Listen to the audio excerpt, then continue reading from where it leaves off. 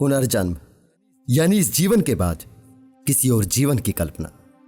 मरने के बाद के जीवन को लेकर मनुष्य तमाम तरह की कल्पनाएं करता आया है और ये कल्पनाएं वर्तमान के सभी धर्मों में मौजूद है। लेकिन बाकी धर्मों में आत्मा तुरंत जन्म नहीं लेती, वो कयामत तक इंसाफ के इंतजार में पड़ी रहती है। लेकिन हिंदू दर्शन अवतारवाद को मानता है। इसमें इस जन्म के कर्मों की सजा अगले जन्म में मिलती है, जिसके लिए आत्मा कपड़ों की तरह शरीर बदलती है। इसलिए सबसे ज्यादा पुनर्जन्म के दावे भी हिंदुओं में देखने को मिलते हैं। आपने कभी ना कभी ऐसे दावे जरूर देखे होंगे कि फलां बच्चे को पिछले जन्म की याद आ गई और उसने अपने पूर्व परिवार को पहचान लिया। आज भी 21वीं सदी में ऐसे दावे मेन स्ट्रीम मीडिया से लेकर सोशल मीडिया तक, टीवी सीरियल से लेकर फिल्मों तक सभी जगह जोरों शोरों से दिखाए जाते हैं। बहरहाल मैं आपको ऐसे केसेस नहीं बताऊंगा जिनमें पुनर्जन्म होने के दावे किए गए हैं। वो नेट पर हजारों मिल जाएंगे। मैं आपको उनमें कॉमन क्या है और वो कितने तर्कसंगत हैं वो बताऊंगा, जिससे आप स्वयं निर्णय ले सकें कि इन सभी दावों के पीछे की सच्चाई क्या है। तो दोस्तों, एक बार फिर से बने रहिए मेरे साथ इस वीडियो के अंत तक।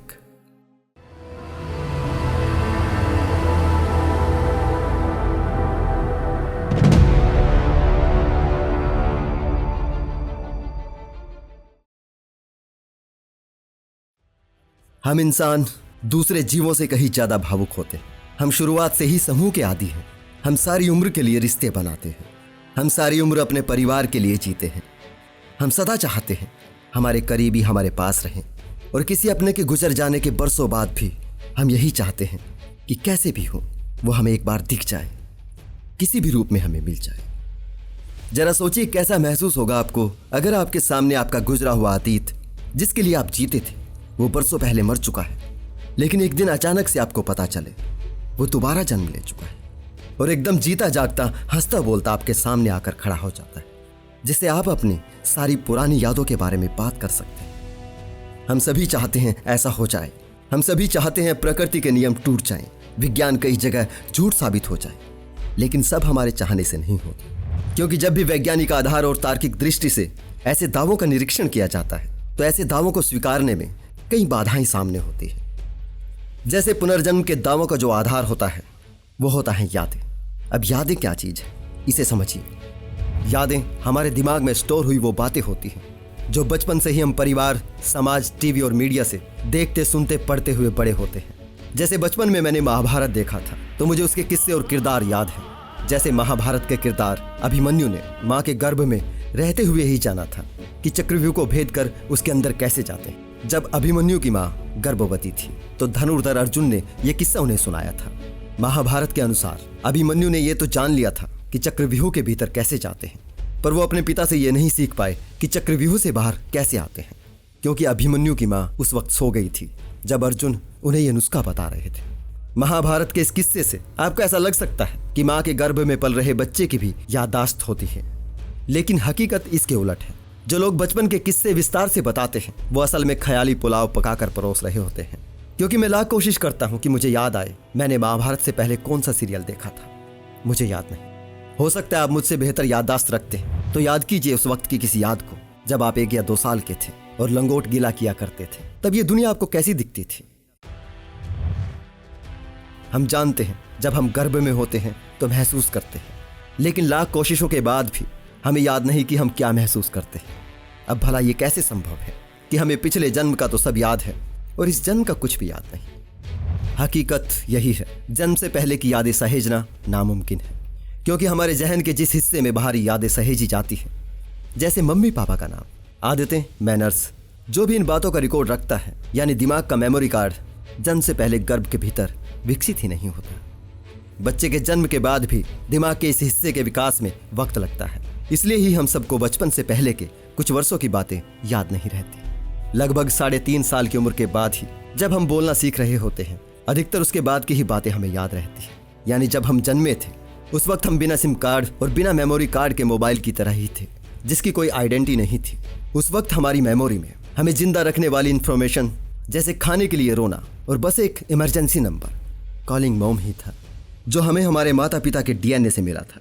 उसके बाद दिमाग धीरे धीरे सीखता हुआ विकसित हुआ और देखते, सुनते, महसूस करते हुए हमारी यादें बनी। बेशक कुछ लोगों का दिमागी विकास तेजी से होता है, लेकिन यादें विकास का हिस्सा होती हैं, कोई कॉपी पेस्ट डेटा नहीं। कुछ लोग ये भी कहते हैं कि अगर पिछली यादें नहीं तो बच्चा दूध कैसे ढूंढ लेता है।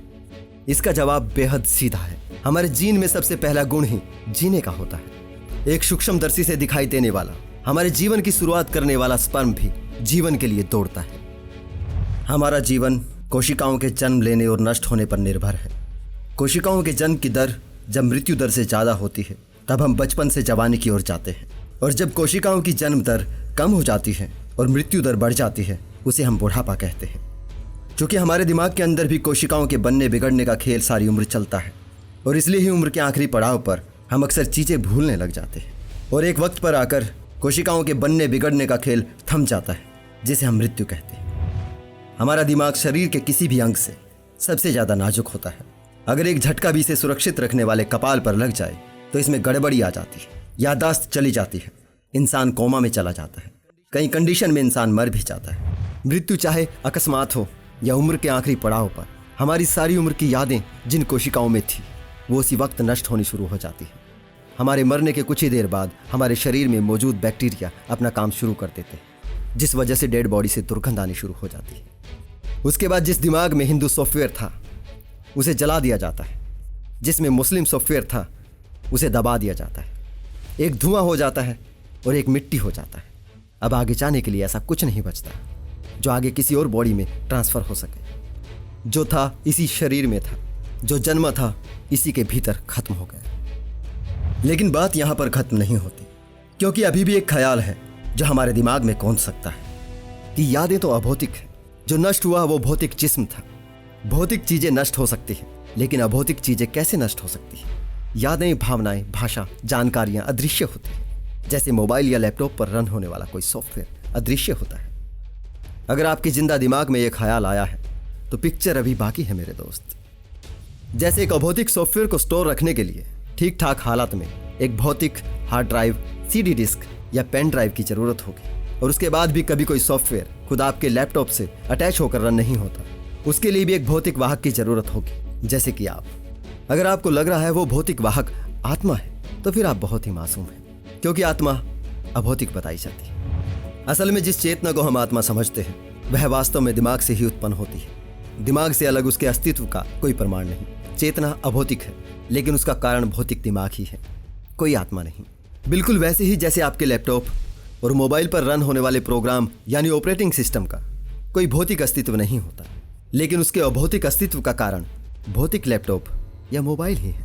उससे अलग उसका कोई अस्तित्व नहीं। बिना जिंदा जिस्म के आत्मा का अस्तित्व संभव नहीं, और बिना आत्मा के पुनर्जन्म संभव नहीं। अब आपके दिमाग में पुनर्जन्म की कुछ कॉमन सी घटनाओं के लिए कुछ कॉमन से तर्क भी होने चाहिए। जैसे अधिकतर पुनर्जन्म के मामलों में बालक पहले अपने घर में कुछ बातें बोलता है, फिर समाज में चर्चा होती है, और चर्चा के पुष्ट होने पर बालक को उसके पहले घर ले जाया जाता है। बालक कभी भी पूर्व परिवार द्वारा पूछे नितांत व्यक्तिगत अथवा गुप्त रखे अनुभवों, सवालों का उत्तर नहीं दे पाता। पुनर्जन्म वाला बालक जो भी जानकारियां बता रहा होता है वो अधिकतर पब्लिक में पहले से होती है। मसलन उसे कुछ सीक्रेट्स भी बताने चाहिए, वो क्यों नहीं बता पाता। सभी मामलों में पुनर्जन्म वाले परिवार का कोई सदस्य अथवा उस परिवार के परिवेश का कोई पुनर्जन्म वाले परिवार से परिचित क्यों होता है। कोई भी व्यक्ति दावा करे वे अंबेडकर, विवेकानंद या भगत सिंह के पुनर्जन्म हैं, तो आप यकीन नहीं करेंगे। आप कहेंगे उनके बारे में कोई भी पढ़कर उनके जीवन के बारे में बता सकता है। तो इन खोखले दावों पर कैसे यकीन किया जा सकता है? कोई भी किसी के बारे में पढ़कर, सुनकर उसके जीवन के बारे में बोल सकता है। अधिकतर पुनर्जन्म के मामले भारत में पाए जाते हैं, उसमें भी लगभग सभी हिंदू धर्म के अनुसार 84 लाख योनि बताई जाती है। हालांकि विज्ञान कुछ और कहता है, लेकिन 84 लाख भी माने तो जितने भी आज तक पुनर्जन्म के दावे किए गए हैं, किसी एक भी व्यक्ति ने यह नहीं कहा कि वो पिछले जन्म में कोई कीड़ा, कोई पक्षी या कोई गधा था। जबकि अवधारणा यह है कि आत्मा सभी जीवों से होती हुई मनुष्य योनि तक पहुंचती है। जिस परिवार में पुनर्जन्म होता है उसकी भौगोलिक दूरी पहले वाले घर से ज्यादातर कुछ ही किलोमीटर होती है। विरल मामलों में ही ये 100 किलोमीटर से अधिक होती है। जबकि पुनर्जन्म के लिए कथित आत्मा को बॉर्डर भी पार करना चाहिए, भाषाओं की सीमाएं भी लांघनी चाहिए, लेकिन वो ऐसा क्यों नहीं कर पाते? माने हमने अभी तक किसी अफ्रीकी आदिवासी को भारत में जन्म लेते नहीं देखा जो अलग ही भाषा बोल रहा हो। पुनर्जन्म होता तो ऐसे लाखों बच्चे होते जो अपनी मातृभाषा के अलावा एक नई भाषा स्वतः ही सीख जाते, क्योंकि उन्हें तो पिछले जन्म की भाषा याद होनी चाहिए। परंतु ऐसा होता क्यों नहीं? अगर किसी एक आत्मा का पुनर्जन्म होता है तो इतनी आबादी नहीं बढ़नी चाहिए थी। इतनी सारी आत्माएं कहाँ से आ गई? अगर सभी योनियां भुगत कर ही मानव जीवन मिलता है तो 6.5 करोड़ साल पहले डायनासोर की आत्माएं किसके कर्मों की यातनाएं भुगत रही थी? ये पुनर्जन्म का कॉन्सेप्ट बड़ा अजीब है। मतलब पहले LKG से पढ़ो, 12वीं तक पढ़ो, MBBS करो, शादी करो, बच्चों को जन्म दो, फिर 84 लाख योनि भुगतो, फिर मानव जन्म लो, फिर LKG से पढ़ो, 12वीं तक पढ़ो, MBBS करो, शादी करो, बच्चों को पैदा करो, फिर 84 लाख योनि भुगतो, फिर सब कुछ रिपीट। अब यह कौन सा पगला वैज्ञानिक है जो अपनी बनाई चिप को इस तरह से टेस्ट करता है और टेस्ट में फेल होने पर सजा देता है?